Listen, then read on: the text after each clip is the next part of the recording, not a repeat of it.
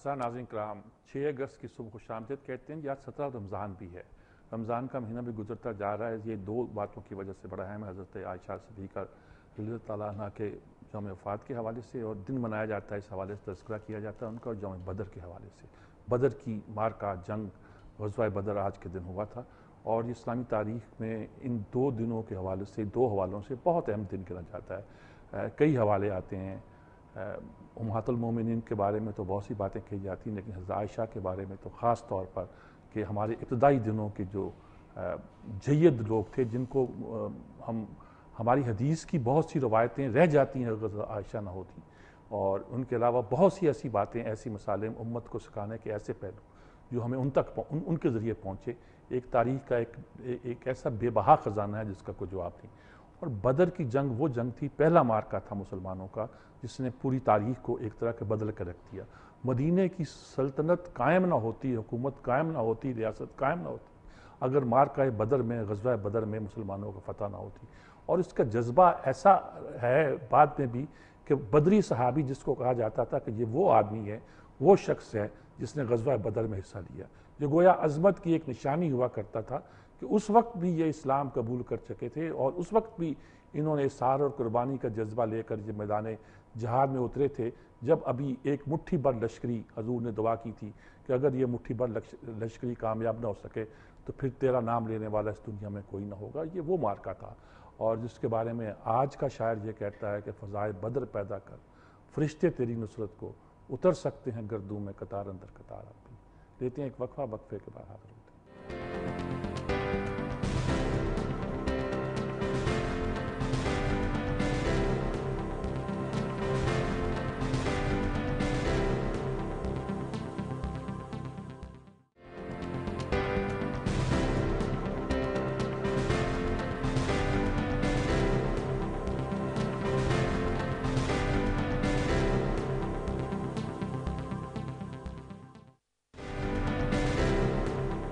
جی ناظرین کرام، پہلی جو اہم خبر گنی جا رہی ہے وہ یہ کہ حکومت کا ایک فیصلہ ہے۔ فیصلہ انہوں نے یہ کیا ہے کہ جو ان کے خلاف ورڈکٹ آیا، جس کے بعد پہلے دن بڑا شور اٹھا تھا کہ ایوان صدر میں میٹنگ بلا لی گئی ہے، اور اس بات کے فیصلے کیے جا رہے ہیں اتحادیوں کی طرف سے کہ کیا کیا جائے گا۔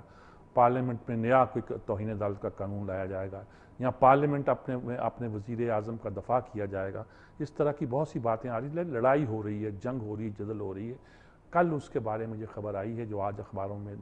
سرخی ہے، اور وہ یہ ہے کہ فیصلہ کیا گیا ہے کہ اپیل دائر کی جائے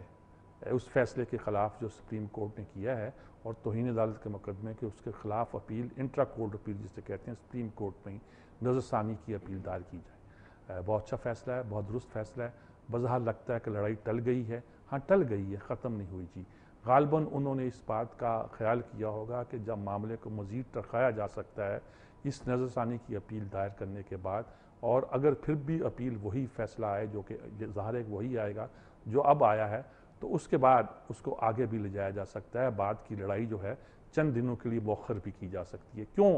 آخری تیر پہلے چلا دیا جائے؟ پہلے ابھی جو کچھ 2-4 تیر بچے ہوئے ہیں وہ ان کو استعمال کیا جائے۔ لہجہ نہیں بدلا۔ ایک کچھ سینیٹر ہیں، رضا عابدی صاحب ہیں، کیا نام ہے ان کا، فیصل رضا عابدی کیا نام ہے ان کراچی کے، بڑے بولتے ہیں، آپ نے سنا ہوگا ٹی وی چینلوں پر، کل بڑے بڑے گھڑچ رہے تھے۔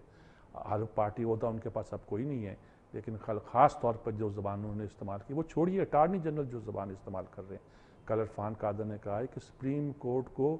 اپنی امیج بہتر بنانے کے لیے، یا اپنی پتہ نہیں ریپوٹیشن بہتر بنانے کے لیے بہترین موقع کہ ہم نظر ثانی کی اپیل کر رہے ہیں۔ اس سے زیادہ کیا کہا جا سکتا ہے جی؟ اداروں کا ٹکراؤ کی بات نہیں ہے، اداروں کا مذاق اڑانے کے مترادف یہ صورتحال، اور یقینی طور پر اب پہلا یہ ہوگا کہ کل پرسوں 8 کو لاسٹ ڈے ہے ان کے بارے میں، پرائم منسٹر کے بارے میں کہ وہ آ کے جواب دیں خط کیوں نہیں لکھا۔ اس سے پہلے اس فیصلے کے حوالے سے اپیل کر دی جائے گی، اور اس کو پینڈنگ کرنے کی کوشش کی جائے گی تاکہ کچھ وقت اور لیا جائے، پھر دیکھا جائے گا کہ اس اپیل کا کیا فیصلہ آتا ہے۔ پھر اگر جنگ لڑنی ہوگی تو بعد میں لڑ لیں گے، 15 تاریخ کو لڑ لیں گے، 22 تاریخ کو، 20 تاریخ کو لڑ لیں گے، بڑا وقت پڑا لڑنے کا، تو اس کو بعد میں لڑا جا سکتا ہے۔ اور اس کو یہ ٹیمپو کو برقرار تو رکھنا ہے کہ الیکشن تک کے زمانے تک، الیکشن آ جائے گا پھر جو صورتحال پیدا ہوگی تو بعد میں دیکھی جائے گی۔ لیکن فی الحال عدلیہ کے ساتھ بظاہر یہ لگتا ہے کہ جیسے فالو کرنے کی، لیگل پروسیجر اختیار کرنے کی بات کی گئی ہے، لیکن غالباً اس کو صرف ٹرخایا گیا چند مزید دنوں کے لیے، اس جنگ کو ملتوی کر دیا گیا۔ اگرچہ زرداری صاحب نے اجلاس بھی طلب کر دیا ہے، ماہرین قوانین کا بھی اور لوگوں کا بھی، شاید اتحادیوں کا بھی، حکمت عملی طے کی جائے، پارلیمنٹ میں کیا کیا جائے۔ پچھلی بار بھی اس طرح کی باتیں بہت ہوئی تھیں، لیکن آن دی لاسٹ مومنٹ انہیں یہ فیصلہ ماننا پڑا تھا، انہوں نے مان لیا تھا، اور میں کچھ نہیں کہہ سکتا کہ آخری لمحے پر یہ فیصلہ مانیں گے یا ایک ٹسل کی ایسی پوزیشن پر چلیں گے، ایسا تصادم جس کے نتیجے کے طور پر سٹیٹ فنکشن جو ہے وہ ختم ہو کے رہ جاتا ہے جی۔ بہرحال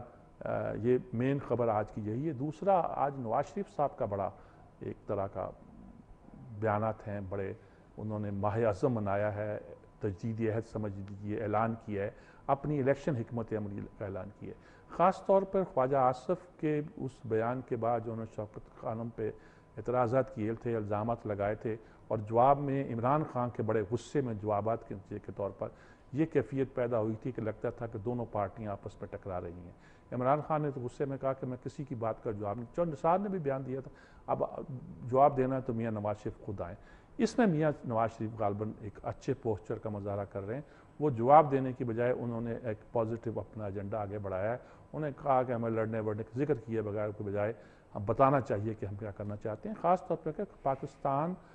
کو ایک نیا پاکستان بنائیں گے اور 2 سال کے اندر توانائی کا بحران حل کر دیں گے، اور 6 مہینے کے اندر شاید انہوں نے کہا کہ لوڈ شیڈنگ پہ ہم کافی حد تک قابو پا لیں گے، اور ہمارے پاس اس کا روڈ میپ ہے، ہم نے کام کیا ہے، ہم نے بہت سی چیزوں پہ پلاننگ کی ہے، اب پلاننگ کی ضرورت ہے۔ اچھا، عام تاثر یہ ہوتا ہے کہ پولیٹیکل پارٹیز جو ہے نا وہ پلاننگ نہیں کرتی، منصوبہ بندی نہیں کرتی، ان کے تھنک ٹینکس موجود نہیں